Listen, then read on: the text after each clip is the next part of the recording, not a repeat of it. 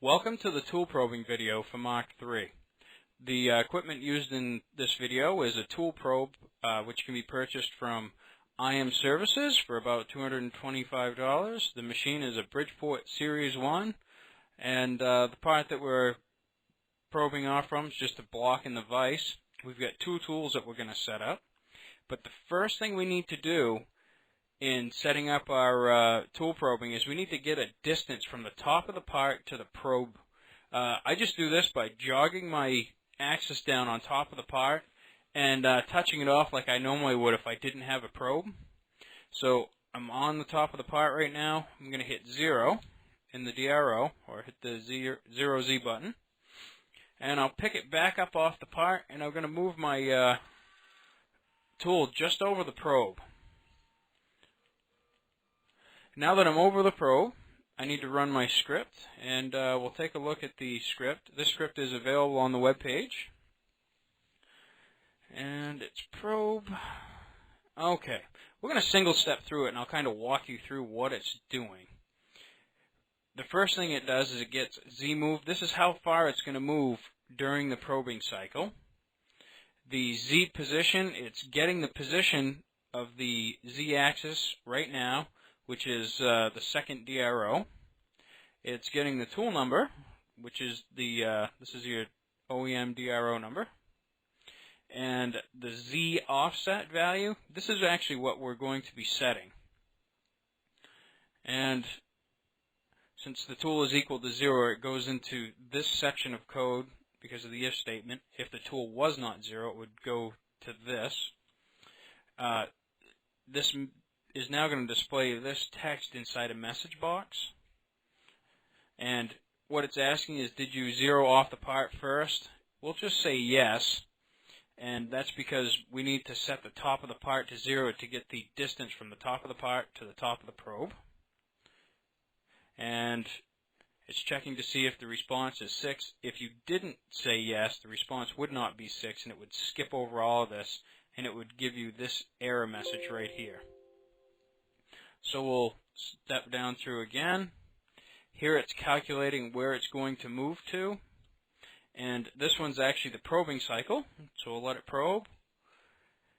And now that we've got our actual distance that we've probed, which is stored in the Mach3's variable tables as 2002, X would be 2000, Y is 2001, storing it as Z position. Right there. And now we're setting the variable 1000 to Z position for what we just got. And this will be stored, and we can use it at a later time. So the last part of our script is going to bring the axis all the way up.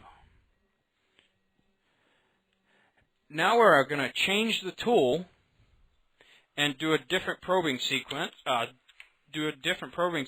we're going to change the tool number to tool number 1. So say I ran my program with that first tool cutting my part, and I want to change to tool 2, or 1 I guess we had said. And now when I run this script, it goes to a different part of the code. I got to bring my tool tip down close to the probe, and I'm going to run this script. So it goes and loads all the same stuff, and you'll see Z offset is the value that we had got last time. And you can see that it skipped over all this because tool is equal to 1, not 0. It's going to get the old position, which the reason that we're doing this is the Z position is where we are right now. We're going to get this because what happens if we actually miss our probe? And that's what it's going to do, a message down here and say that you didn't hit the probe. So that's for a little bit later. Now we're going to calculate where we want to move to with Z position here. And we're going to go do our probing cycle. Okay. And we're going to get the same variable that we got last time.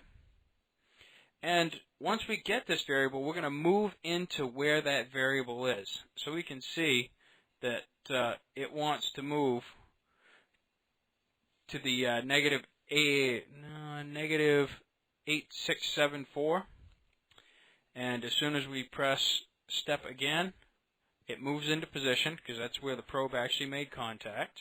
Mach 3 is checking that at about 24 kilohertz, and the Z position is not equal to the old position minus the move, so it skips over that, and it's going to set the Z axis DRO to the Z offset value, which is what we got when we calibrated it in the beginning. And then it's going to pick the spindle all the way back up.